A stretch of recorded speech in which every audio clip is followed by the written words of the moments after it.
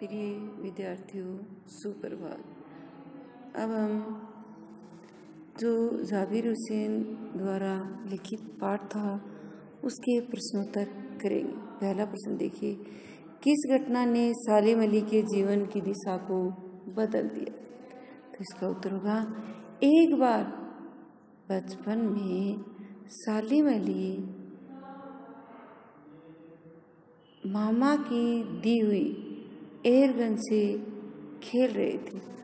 उसी एयरगन से एक गोरैया है वह घायल होकर गिर गई थी। इस घटना से सालिम अली के जीवन की दिशा ही बदल गई। सालिम अली गोरैया के विषय में जानना चाहते थे,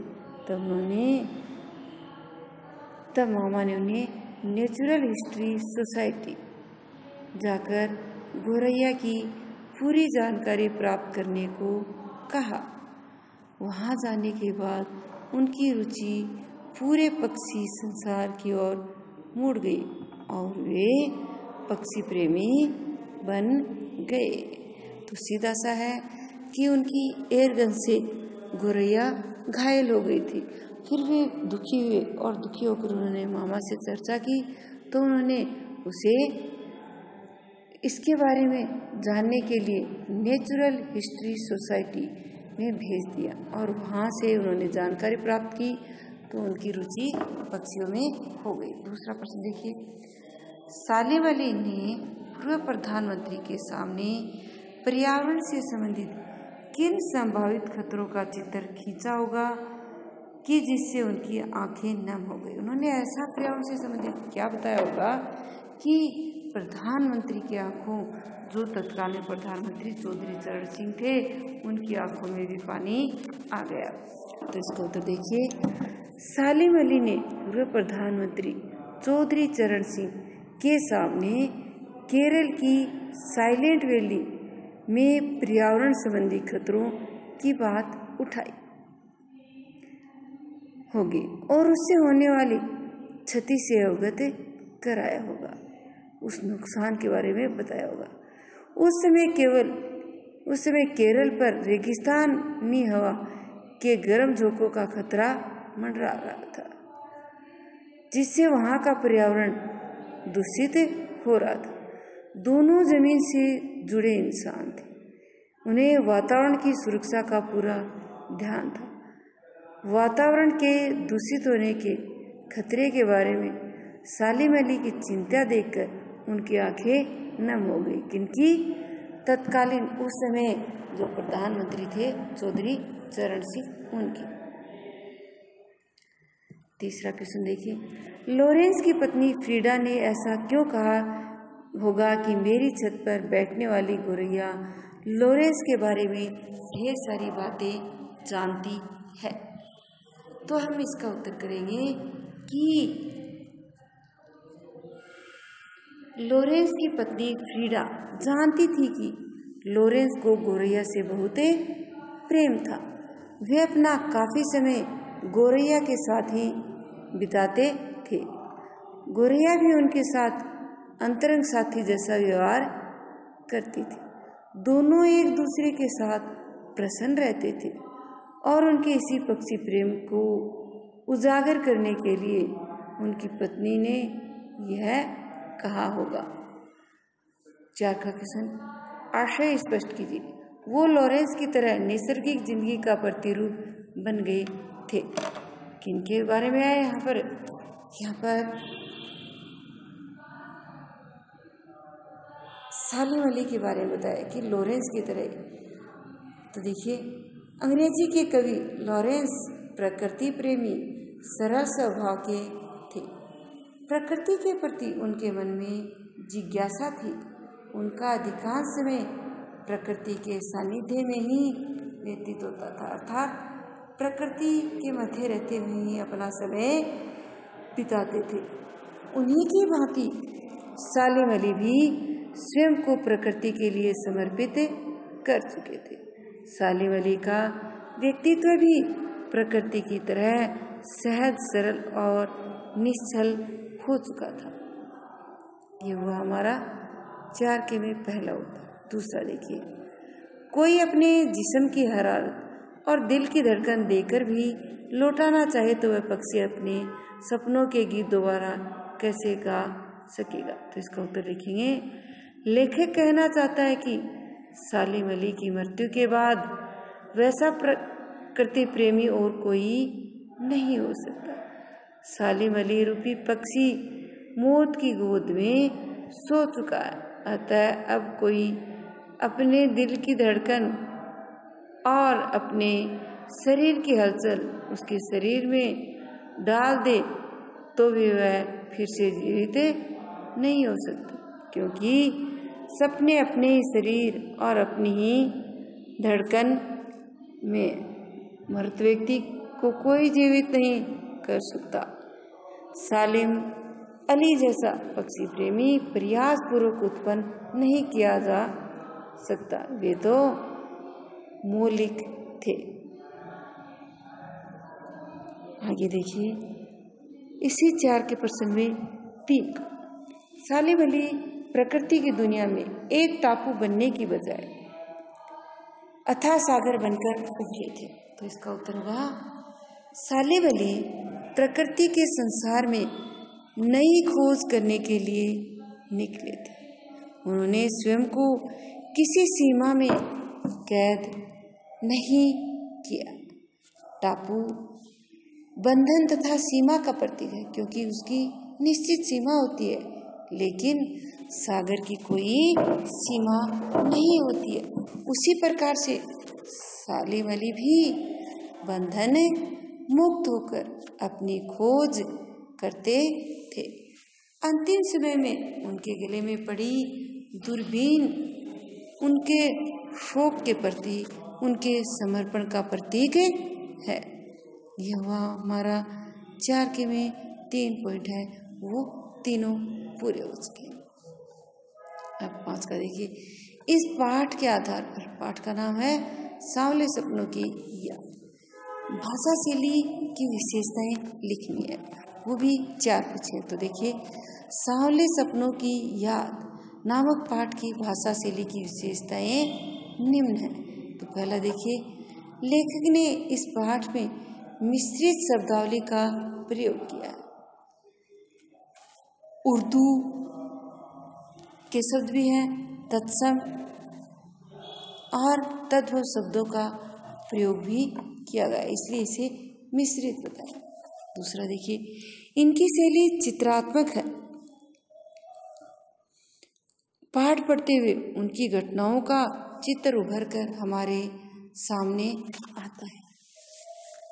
तीसरा, कलात्मकता उनके हर वाक्य में, वे सरल सीधे वाक्यों का प्रयोग नहीं करते, बल्कि जटिल वाक्यों का प्रयोग करते हैं।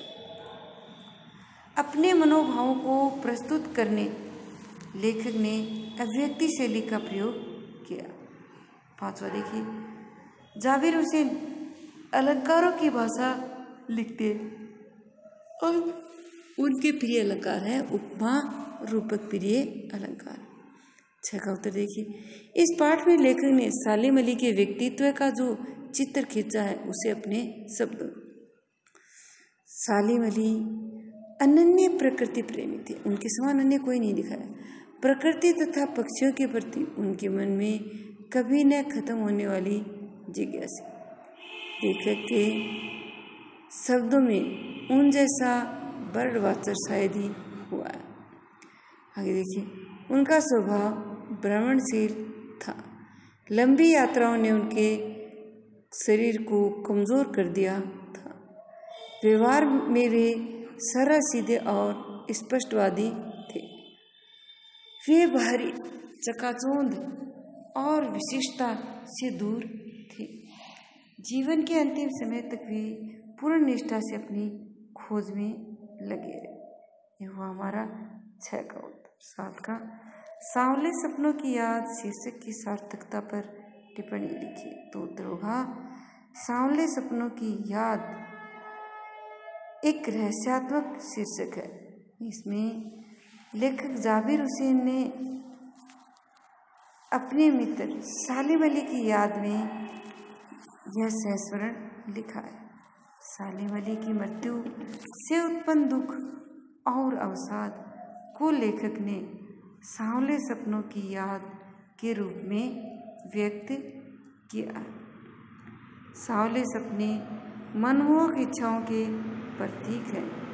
सालिम अली जीवन भर सुनहरे पक्षियों की दुनिया में खोए रहे। वे उनकी सुरक्षा और खोज के सपनों में खोए रहे। इसलिए आज जब सालिम अली नहीं रहे तो लेखक को उन सांवले सपनों की याद आती है जो सालिम अली की आंखों में बसते थे। इस प्रकार से यह हमारा 7 का उत्तर हुआ। अब आगे देखिए, हम 8 का उत्तर करेंगे। इसमें क्या करना है? प्रस्तुत पाठ सालिम अली की पर्यावरण के प्रति चिंता को व्यक्त करता है। पर्यावरण को बचाने के लिए आप कैसे योगदान देंगे? तो प्रिय विद्यार्थियों, हमने इस प्रश्न को रटने की अपेक्षा ध्यान से पढ़ना है कि क्या बताया जा रहा है। पर्यावरण को बचाने के लिए हम निम्नलिखित योगदान दे सकते हैं। पहला, हमें पेड़ों की कटाई को रोकना होगा। दूसरा, वायु को शुद्ध करने के लिए पेड़ पौधे लगाने चाहिए। काटने से रोकना होगा तो हमें लगाने भी चाहिए। दूसरा पॉइंट। तीसरा, प्लास्टिक से बनी वस्तुओं का कम से कम प्रयोग करें। चौथा, जल प्रदूषित नहीं होने देना चाहिए। पांचवा, फैक्ट्रियों से निकले दूषित पानी तथा कचरे का उचित प्रयोग करें। सामाजिक उत्सवों से उत्पन्न होने वाली तेज आवाज को रोककर रखें। अब आगे देखिए, उनके द्वारा जो रचित पाठ है उसका हमने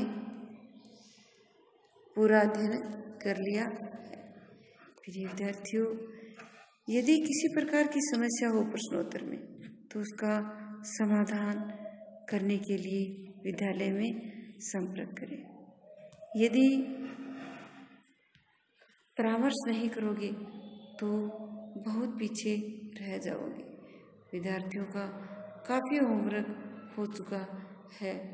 आगामी कक्षा में हम 5 का पाठ, गद्य भाग का 5 का पाठ है, उसका अध्ययन करेंगे। इसलिए अपना होमवर्क जितना जल्दी हो सके उसे अध्ययन करना शुरू कर दें। हमारा जो ये पाठ था इसमें हमने देखा कि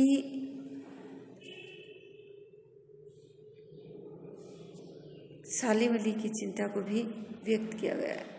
अब इसमें एक देखिए, मातृभाषा आपकी और आपके सहपाठियों की मातृभाषा में पक्षियों से संबंधित बहुत से लोकगीत होंगे।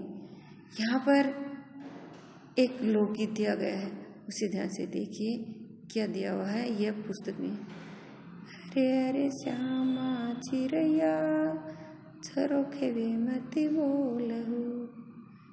श्यामा चिड़ैया को कहा है कि झरोखे में मत बोलो।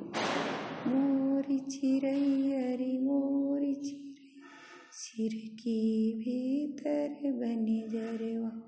क्या कहा कि मेरी चिड़िया, ये मेरी चिड़िया, तुम भीतर बंधन में मत जाना।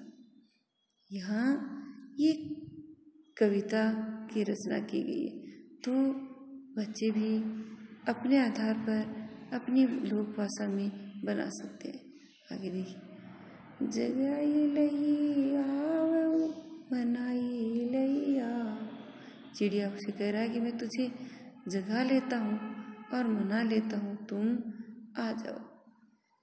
कवने वरन उनकी सिर के कवने रंग भर दी। कभी तो क्या कर रही है, वहाँ से खिसक जाती है, कभी रंग बदल लेती। बहिनी कवने बरन बनी जर जगाई ले आई मनाई ले आई। उसे बहन कहकर संबोधित किया गया है कि किसने तुम्हें किसी बंजारे ने जगा दिया है, लो मैं आ गया हूँ तुम्हें मनाने के लिए। जरद बरन उनकी सिर की उजले रंग भर दी।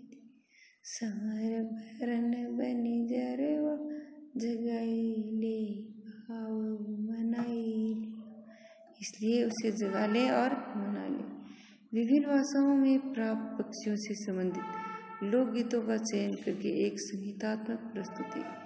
यहाँ पे कोई भी एक संगीत याद करना पड़ेगा, अपनी इच्छा से जोड़कर कर सकते हैं।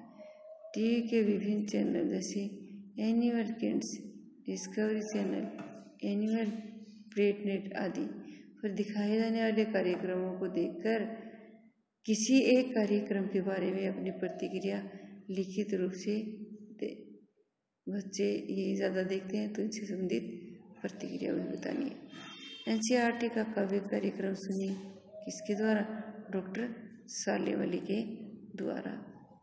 प्रिय विद्यार्थियों, हमारा पाठ और जो एक गीत दिया था वह भी पूर्ण हुआ।